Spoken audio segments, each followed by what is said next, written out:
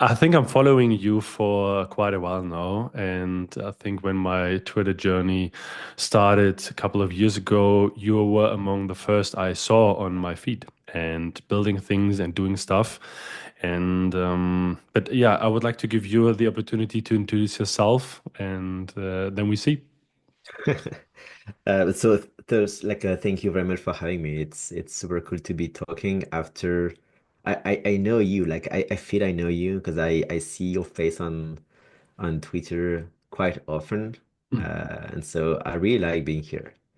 So I'm Tibo. I'm basically startupping for the last I think 10 years.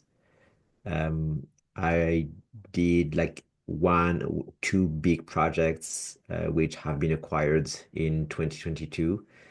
It was kind of my aha moments where it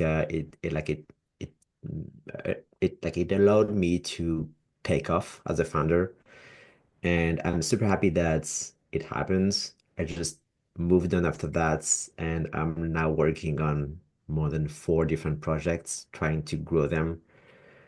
So yeah, being quite busy, and I guess we can talk about that. Yeah, what I what I like to do. Thanks for coming. And yeah, what I like to do is going back in time and trying to understand what is the upbringing of a founder. What are the patterns? What are the things, the characteristic of a founder, of a builder? And here, go back as far as you like and as far as you feel comfortable with. And let's go. Yeah, sure. Where do you want to start? Like I said, I mean, some of my guests had been a lot of my guests are engineers, and then they start building, and then they are trying to build a product and a company around it and finding customers.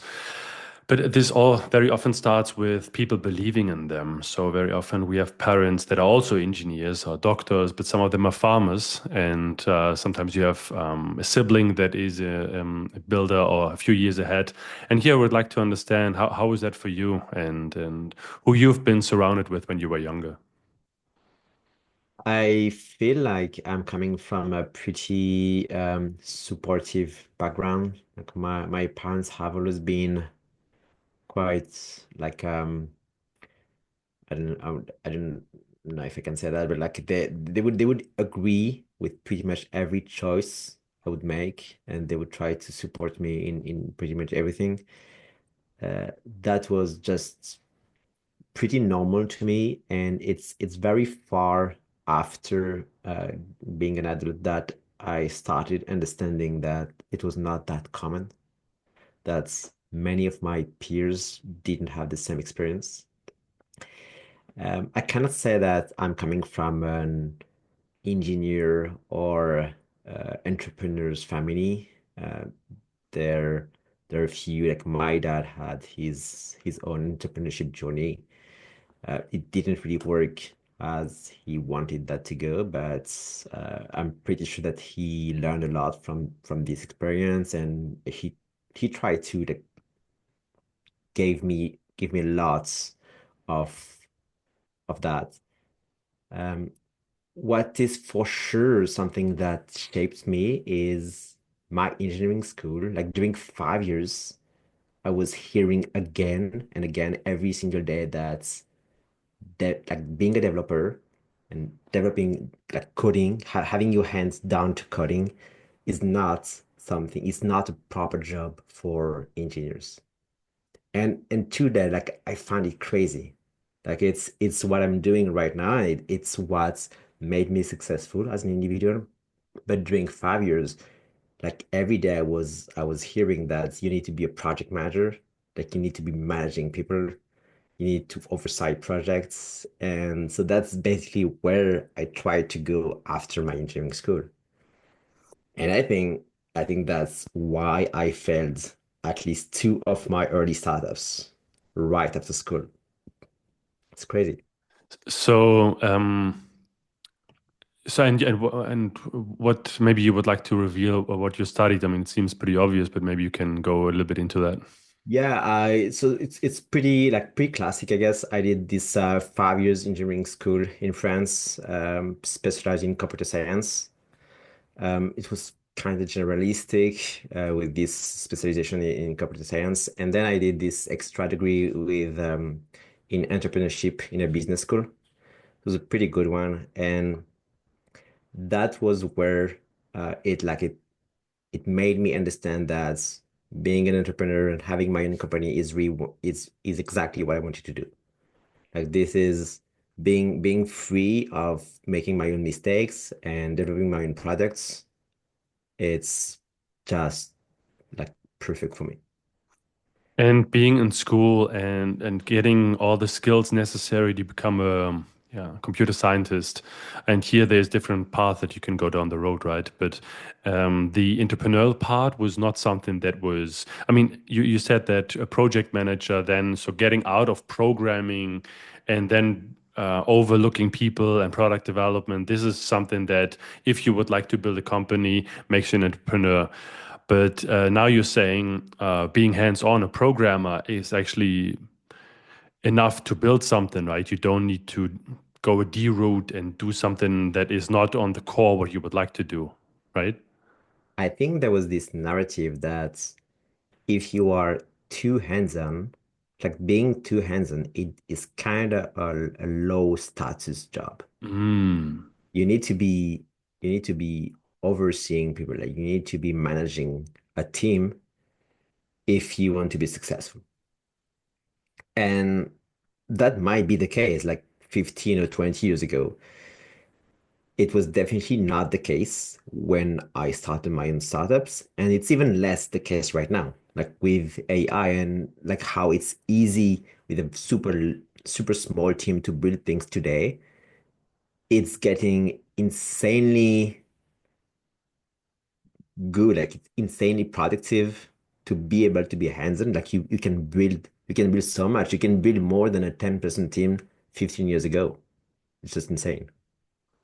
So what happened is when I got out of school, I tried to replicate what I've heard. Like I tried to, and I hired 10 or 15 people team, basically interns, like uh, very junior people, rotating every 6 months to develop and build my own projects. And as you can guess, it didn't really work out. Like I was basically delegating the most difficult task of a startup, which is creating the product, understanding what people want, Mm. and even marketing the product. So I think I like pretty much every mistake that you can do on startups. I made them. I built the wrong thing and I built it in the wrong way. But eventually I got to my to I think I had to shift to something different and to come back to entrepreneurship to eventually success. Mm. If you don't mind spending two more moments on, you said that your father tried his own entrepreneurial way. Is that something that you can give us more, a little bit more insight, or at least what that meant for you, how you observed it, and how what kind of impact that had for you? Yeah, it's I don't know how interesting it is, but it just I think it was basically a basic conflict between co-founders, and like they just disagree on the strategic way of like where the company should go, and these disagreements went so bad that they just had to split away, and the way the split away went bad also. So I'm quite surprised when I think about this now that it didn't impact me that much, because like on every single startup that I created, I partnered up with people, and so I had no difficulty trusting people. Mm. And I think that's because my dad like really protected me from this story and like didn't really try to force in me that I should go alone or shouldn't trust anyone. The So this is the end part of it, right? Of the journey of having a company or building a company. But I really like to decipher and really trying to understand because when you grow up and then there's this part of this period of time where the company goes out of business or they broke up, they break up. How was that during the time? Was it something that was being discussed during the day? I'm really trying to understand, is there like picking up stuff? For example, I had a guest once on the podcast, and he said that um, his parents were artists, so he was surrounded constantly by artists, by exhibitions, by these kind of artsy places. But he really wanted to become an engineer and disassembled radios. So I really like that some people are very heavily influenced by what they're surrounded with, right? And other people, they have their own character very early on. And how is that for you? Was that Yeah, having a so yeah? it was not like that, but my parents are both money professionals. Like my mother is a tax expert, and my dad was like portfolio manager, an investment banker, I guess. Hmm. And so I didn't go with the money management route, but I think they both had a huge impact on me to make me understand money, like how it Mm. works, how you can make it work for you, how you can like being healthy, I guess, about money is really something that they taught me. Mm.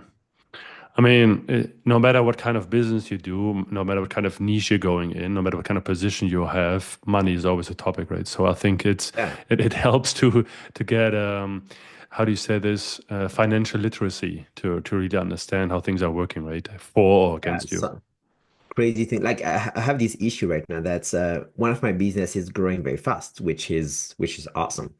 But at the same time, I'm getting paid by the payment provider more than 30 days after the money is paid on my product. More than 30 days. But all the AI providers that I have to pay, they need the money right now.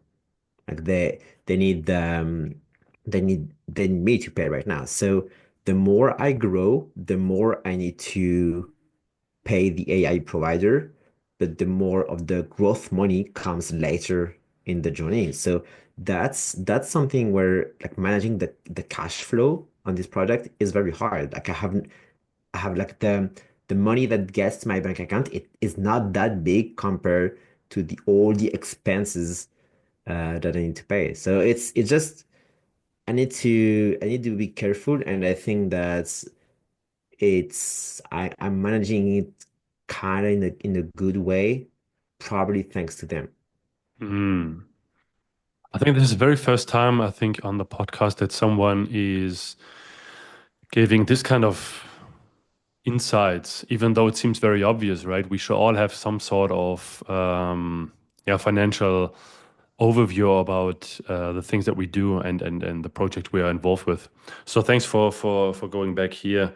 Going to university and yeah, maybe taking a little bit of speed out here. Going to university, do you knew very early on what to do and what to study? Was it something that came natural to you, or have you been inspired by friends or colleagues or siblings?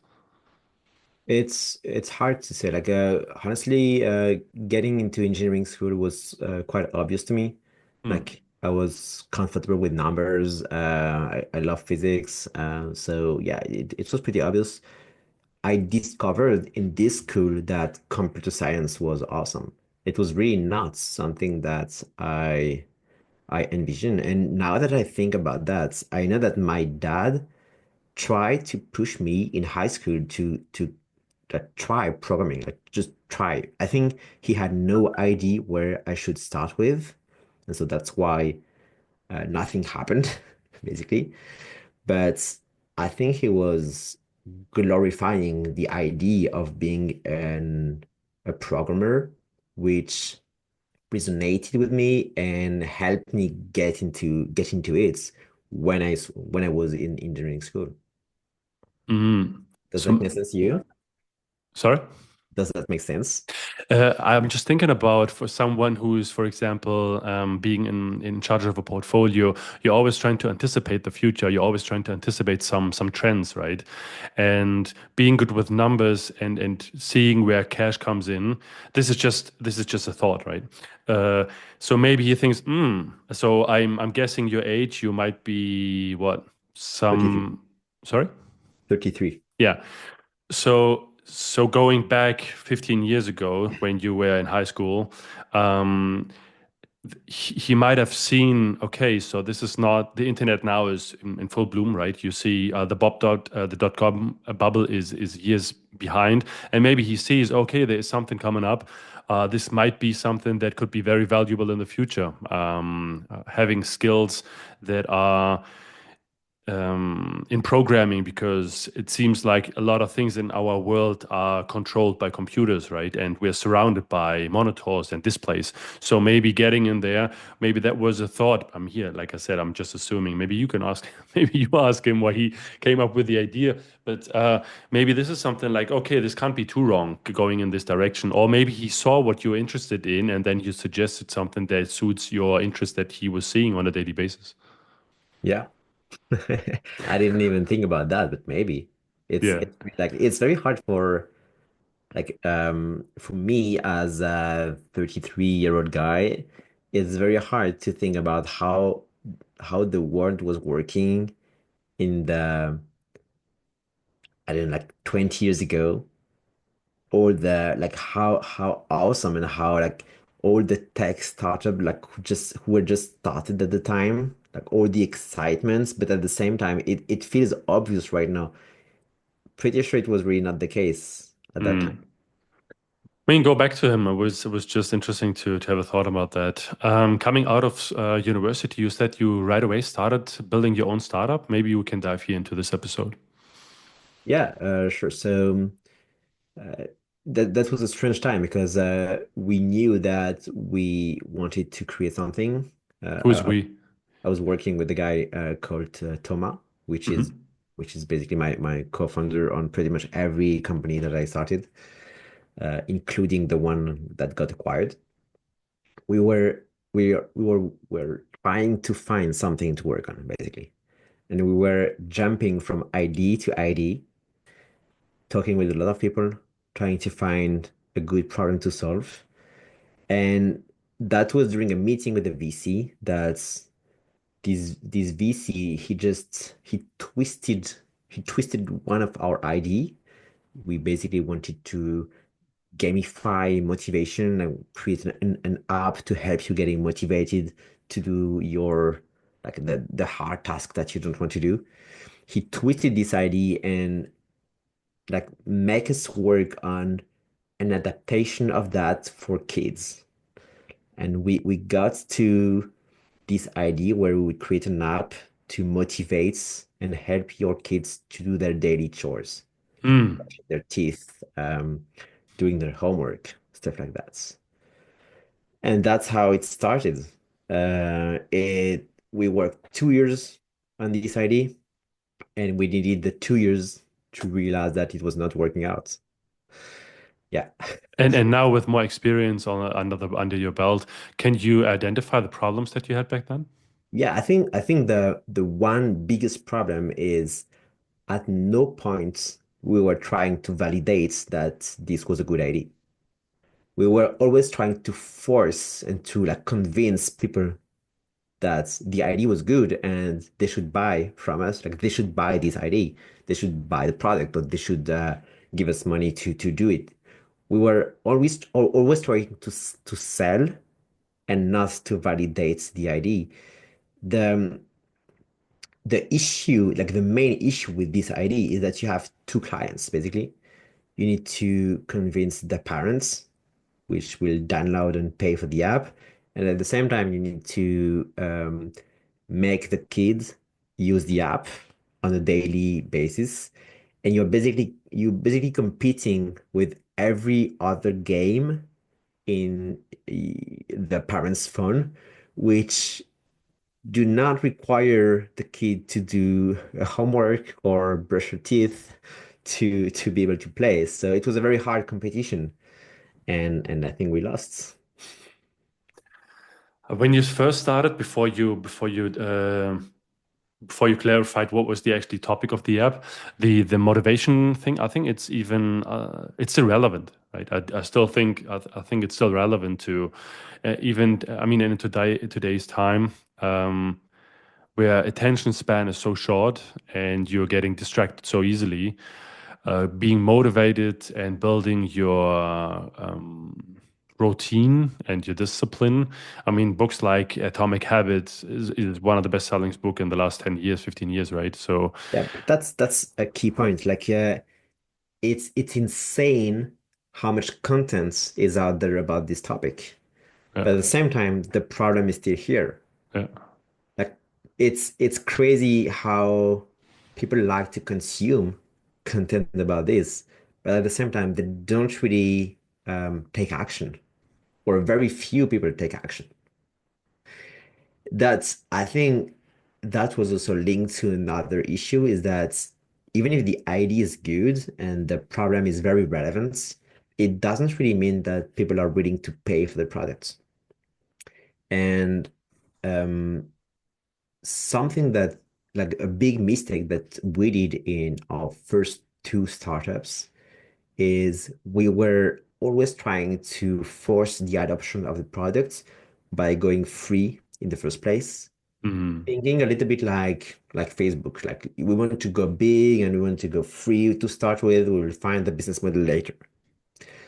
The issue with that is that you're basically validating that people are willing to use the products without paying for it.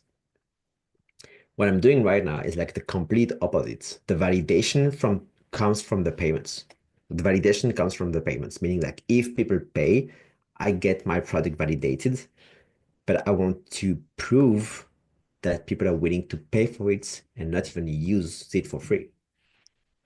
So this is where the saying getting paying customers first is I think for every single startup out there, right? So there's it's Exactly. good to have LOIs, it's good to have POCs, it's good to have free user, but in the very end, it's good to have VC money, but in the very end, you do need someone who is paying the bill in the end. And if you cannot come up with a business model that is strong enough, it will eventually fail. Hmm. Exactly.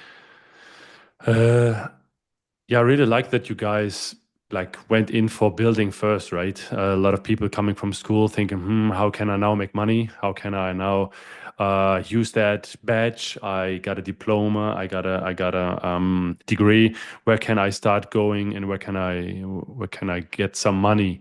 Versus what can I do with the skills that I acquired over the last few years in school and out of school, weekends, evenings. And you guys where do you have where did you guys took the courage from to just say, you know what, I'm gonna do something on our own? I think it's pretty easy to have some courage when you have a very supportive family, you Mm. come from a healthy background, you have some savings on the side that maybe your parents gave you. So when I started, I had like 15,000 from my parents, 15,000 euros that I basically consumed over 2 years. Um, that was that made it so easier. Mm. I mean, it's refreshing that you're acknowledging that this is a head start, right? So you do have some uh, room to breathe and a supportive family. I think that makes things easier. But still, even if we put this aside, you still need balls, right? So you still need guts to do it and risking something, even though you might have a safety net, okay, but still having the urge to do something. And so how was that for you guys?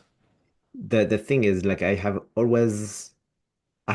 never seen this topic as a risk. Like, I've never seen Mm, the risk anywhere. And I think I was right about that because like there was absolutely no risk of um I don't know, like going bankrupt or just living on the floor, being homeless, simply because like everything that we would do during this startup journey, it's way more skills that you get that can get you hired like at a like twice or three times salary than your peers that are not going that route. And by the way, this is exactly what happened. Like my two first startups, um, they didn't work. And so after those two failures, I was looking for a job. Like we wanted to have a kid with my wife, so I wanted to settle down a little bit.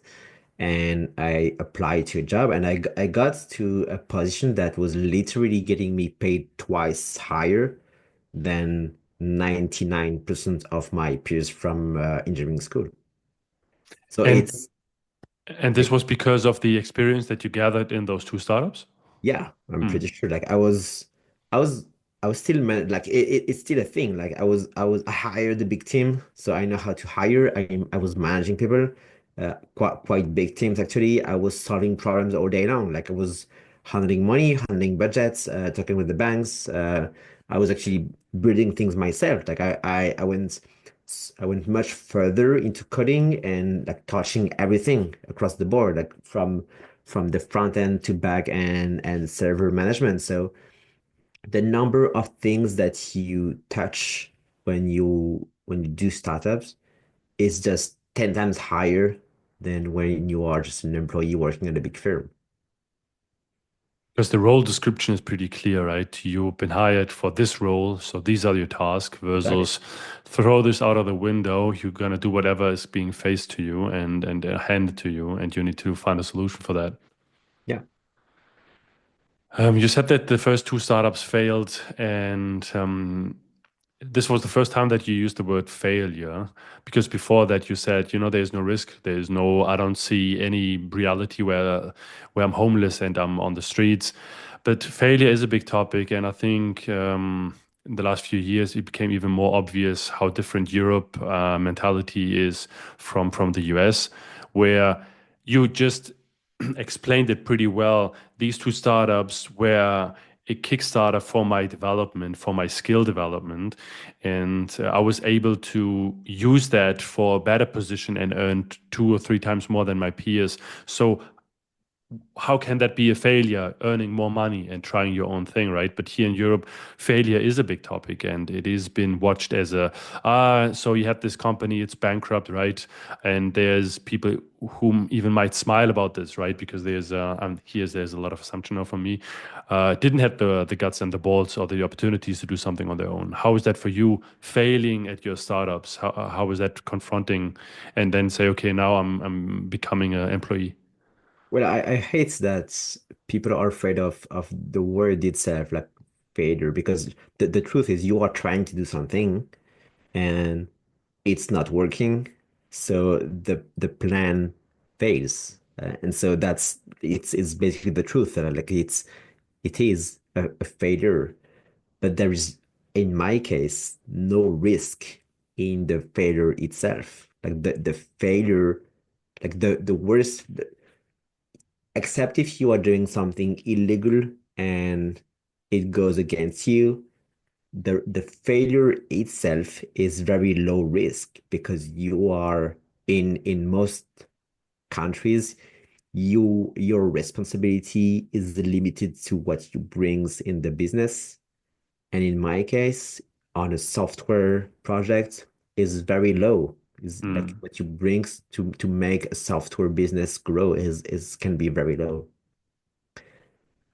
I think here might be the difference between hardware and software, right? So because if you, let's say you open a restaurant, that you do need to take a loan out and you need to furnish a place, you need to hire some people. Exactly.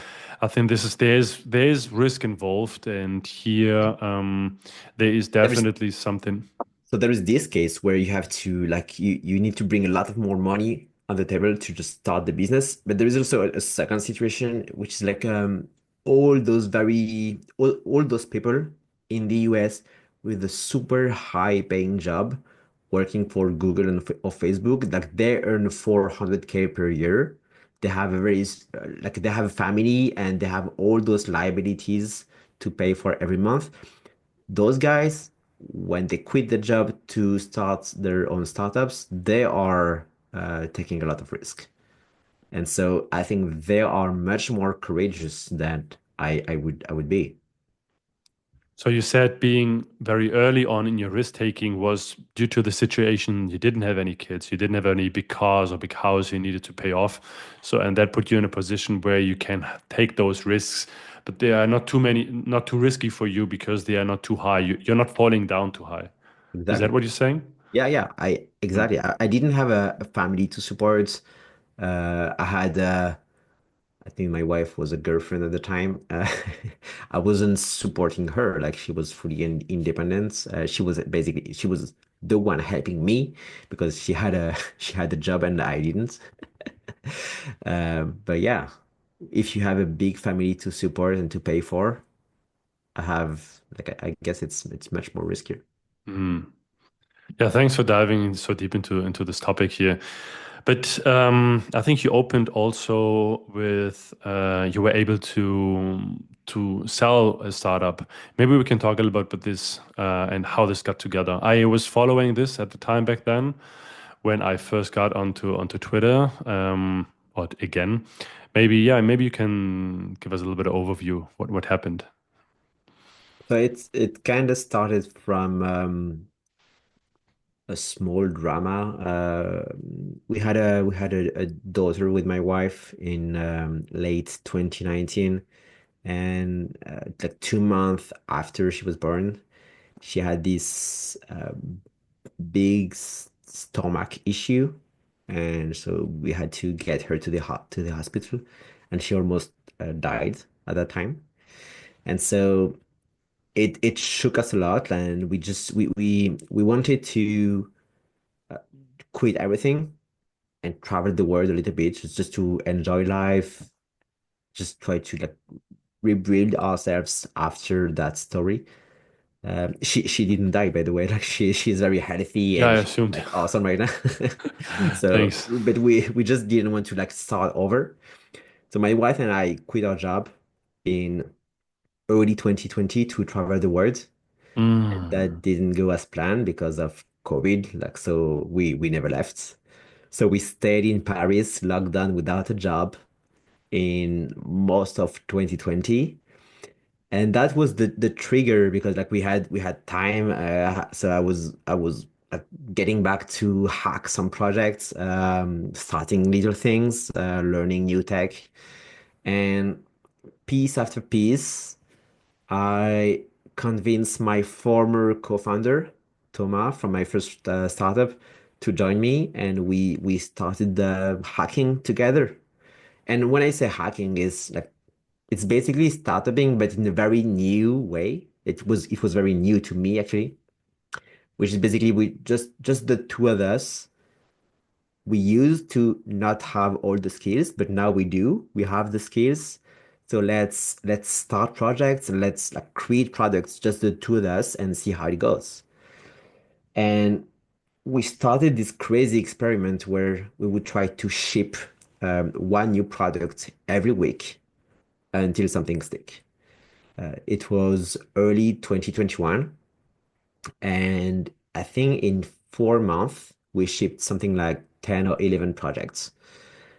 So it was very intense, and we had a rhythm where we would just build something for a week, and then the week after that, announce it on Twitter, collect feedbacks, talk to people, see what works and what didn't, and at the same time start working on the next product. And the week after, ship these new products and still collect feedback, work on what's working and change and give and throw away what's not working. That was very intense. And piece after piece, we started understanding things that was working, and it got us to Tweet Hunter, this project that we released early May 2021, which took off from the very moment where we launched it. It was useful from start. Can you describe a little bit for those listening who have no idea what this is about? So Twitter, we realized that Twitter was our main acquisition channel. Just talking on Twitter about everything that we were doing, it was getting us some users on every single one of our projects. Mm. And so we wanted to grow our Twitter audience, to grow it bigger, basically. And so I started doing some hacky things on my computer, like just trying to see what tweets are working, what's not working, And so slowly I was building a database of viral tweets, and it was working for me. Like just on the back end, seeing those viral tweets, understanding the patterns on viral tweets was helping me coming up with better content and better tweets. And so we thought about um, going with the products with this, like putting this in a product and getting just that out. And that was Tweet Hunter at the very beginning. You basically input a topic like cold emailing or SEO, and Tweet Hunter was retrieving a huge number of viral tweets on this topic, but at the same time, it was trying to retrieve tweets which has the same writing style that you usually do, which is awesome because it was going with your opinion on the topic. Like it was trying to find something that you could have said. So this is pre ChatGPT. It was actually using GPT-3 at the time.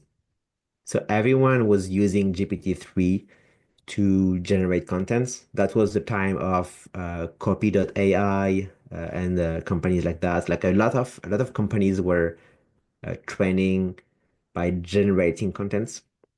We were using GPT-3 to understand tweets and to match to clusterize and categorize them with labels and to retrieve them to display the relevant ones to you.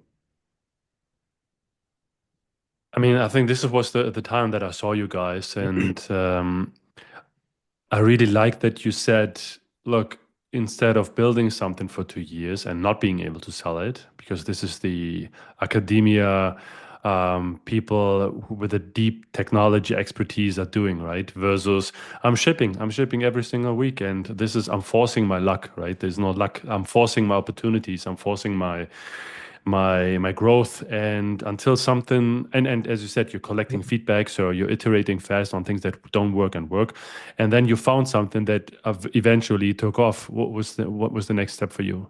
Here, seeing that you apparently found product market fit. So we had no idea what we had at the time. So we were just we were basically moving forward very little piece after very little piece.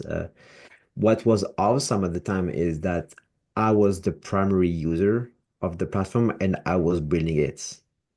So it was incredible that I was using it every day during 30 minutes or an hour to just come up with my own tweets and then see something that's going wrong, go on the code, fixing it, which basically was a little bit awful because it was super hard for me to like when I was trying to write a tweet, seeing something that's wrong, and then spend 3 hours working on a new feature or something else, and just coming back to my tweets and have no idea what I was thinking when I started it. Mm, But funny. I think that's something that people don't do often enough is like try to fix your own issue. You are basically an expert on your own problems. You understand them better than anyone else. And with the current time, like with the current age that we are on, it's highly likely that at least 1,000 people on the world have the exact same issue that you have.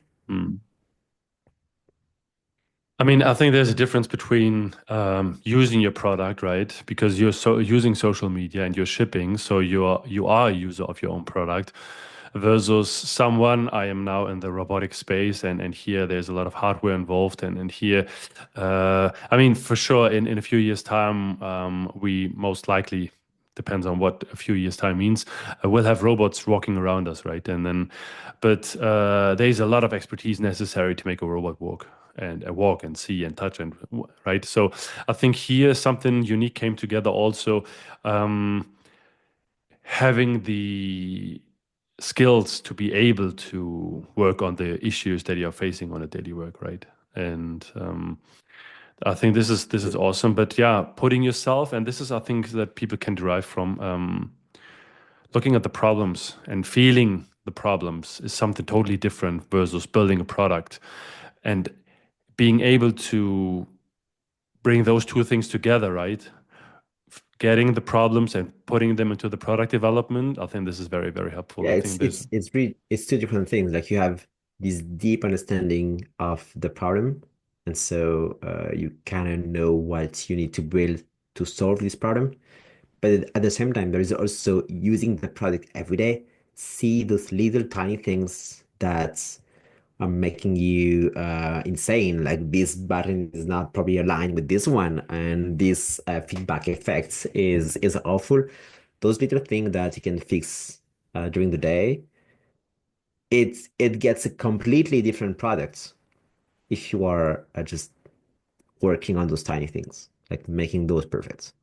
How much is this, all those learning we are now talking, we're now in your journey for a few years, right? Two startups down, and now you're working in another startup and building here daily on the product.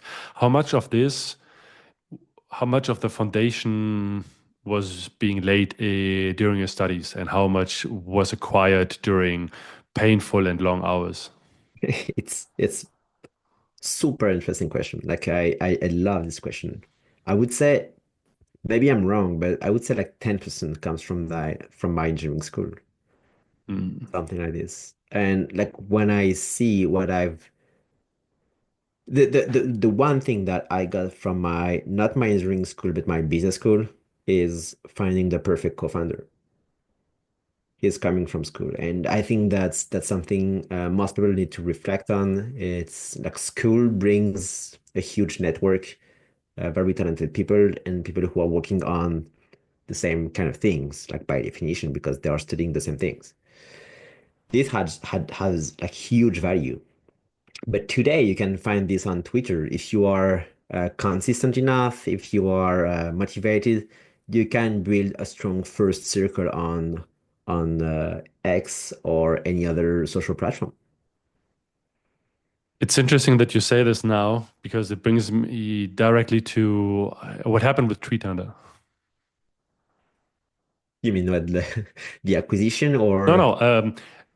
I mean, it took off, but then you decided to do something, right? So, and here, because I remember a tweet back then, you're building the company now with people that haven't met in real life yet, right? But the yeah. same motivation, the same drive, the same consistency, the same. This is what brought you guys to the. Maybe you can enlighten the people that are not too deep into the story. So I think it was 2 or 3 months after the very first version got released. I was basically starting to do some influencer outreach. I was trying to get Tweet Hunter into the hands of people with like 30, 50, or 100K followers. And there was this guy who had this awesome reaction that he loved the product. He immediately replied with, "I want to be in." And so I didn't expect that, but he wanted to just join the team. And that was just after like 2 or 3 DMs exchange. That was crazy to me. And so we thought a lot about that with Thomas, my co-founder, and we gave it a go. Like it was the perfect match. The guy was teaching how to go viral on Twitter. He was teaching the what works, what doesn't. And the way he was doing that was basically by like enhancing, encouraging people to build their own swipe file, like their own pool of very good and viral content that you can get inspiration from, which is exactly what Twitter does for you automatically.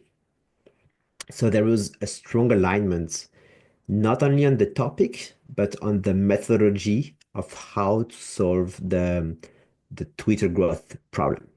And so we worked together lots, and the partnership was a huge success. Like we organized a big launch together, and just with his launch that he managed fully on Twitter, we went from 3K to 20K in monthly revenue in September 2021.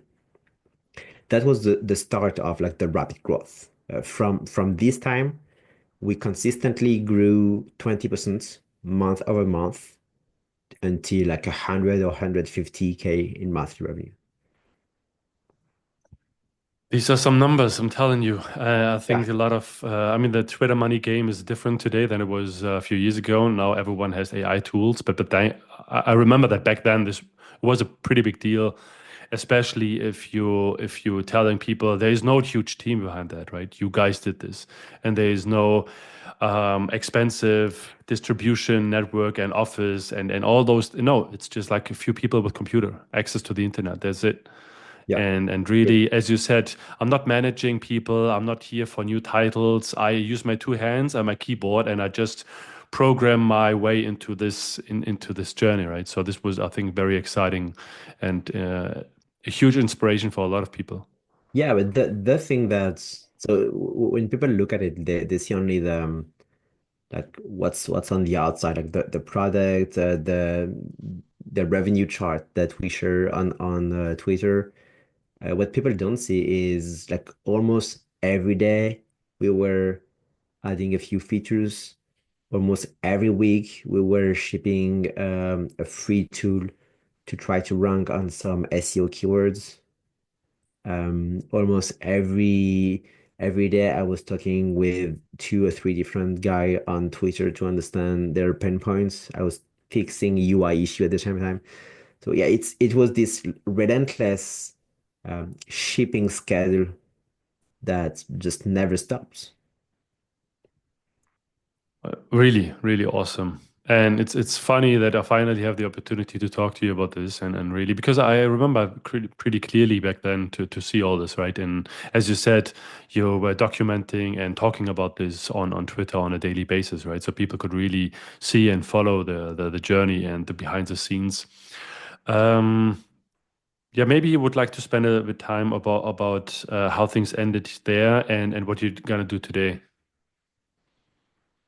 So the project like Tweet Hunter and the sister project Taplio, which is the equivalent of Tweet Hunter but for LinkedIn, they both got acquired in 2022. And something that we didn't anticipate but was quite necessary is that with the acquisition, um, we like the buyer and pretty much like every potential buyer that we talked with, they all required us to stay 2 years for like a transition period to help the buyer just take over the assets and at the same time make sure that the growth continue. And so it's only a year ago in 2024 that I got out of the projects and I was able to start again working on new projects. But I'm super happy that's like since that day, I'm now working on four different projects. One of them has took off. Another one is really promising. So yeah, I'm super happy about where I'm in right now. Maybe you can tell us a bit because you have been working in different times. It seems so funny to say because it's just around the corner, right? But with new tools and new technology and emerging technologies out there, how has the game been different now when you see out there? So there's something that's changed dramatically for me is it seems to me that 10 times or maybe 20 times more people on X are building and shipping stuff. So it feels like you have much more competition out there. And that might be because there was like a boom with like the solopreneurship or the indie hacking movements. And at the same time, AI made it so easy to build new things that you probably have like people with lower programming skills that can now ship products. So yeah, it's insanely different, and that makes me talk a little bit less about revenue on X because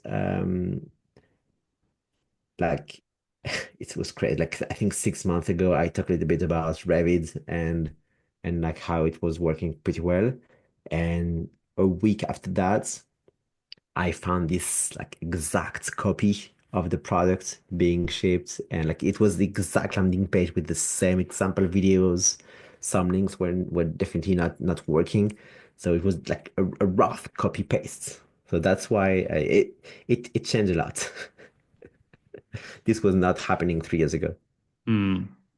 But do you think this is for the for the better because the entry level, the threshold is lower now, and I don't know if we can talk about the democratization, but a lot of people have a lot of ideas, right? But it's always the execution part, and now even though you are not an artist and had and you were not honing your skills for 15 years on how to draw something, with the right tools, you can do art now, right? You can do music, you can do. How is that? How do you feel about this? I try not to think that too much about if it's good or bad because I don't feel like it makes so much sense. Mm, In a way that it is like it is. So there's always some bad things and good things, but it really depends on who you are talking to. mm, People who are threatened by a new technology, they always feel the change is bad. For newcomers, it's new opportunities. So it is like that, and just trying to use the tools that are available today to build the best products. There's so many things to build, and it's very true that it's much easier to build than it was before. even though it seems very obvious now that you say this, for me, I just thought for a second. I mean, true, true. Why not seeing it like that? And I think because I have a hard time to accept things in general. I think this is just me now, accepting things in general and always asking myself, why is it? Why did the glass fall down now? Now I need to clean it up. In terms of yeah, there's nothing I can do about it, right? So there's Yeah. the accepting things here. So the thing is, there are so many startups that are getting built because the founder they think it would be better if the world worked like that. Like it would be better if people want to go out and talk to strangers to just make new connection. It would be so much better. Let's build for that. But this is not like how people work. This is not what people want. What I've learned on the last 10 years is the product that works, they do what people want. They do not do what the founder would like the world to work that way. Mm. Even though, I mean, very, very rarely, and I think these companies had been making a lot of money, anticipating or creating new wants, right? It's not me what I want, but if you're unable to develop something and if you're able to create a new urge, a new want, then you might be able to ship towards that need. But I think in generally speaking, in 99% of the time, you're absolutely right. And I think here, this is the reason why I have this podcast, right? So people can learn from builders like you. What is your experience? What are the lessons? And yeah, I think it's a very good lesson to end the podcast with is it's not about what you want, it's about what people want, right? And Exactly. and hmm. Yeah. And just if you allow me, I don't think we can create new ones. I know that many people are talking about that and they are pushing this idea, but I do think um, you don't create what people want. It was always there. Okay, yeah, fair You point. just you just build a new way to better serve these wants. Identifying the needs and being able to serve them in a unknown way. Yep. Good. Yeah, I mean, it was very, I was surprised how fast you came back to me and how fast this got together. And now thinking about uh, how, yeah, I was following you guys and using your tools back then on my early Twitter journey and all the tips and tricks and library and academy that was in there in Tweet Hunter to see what works and what are I mean, it was an awesome time, and I'm very thankful that you said yes to the podcast. I'm keen to see what you will build and what comes out of that. So thanks again for taking the time. Thank you. Thank you very much for having me. Have a good one. Bye bye.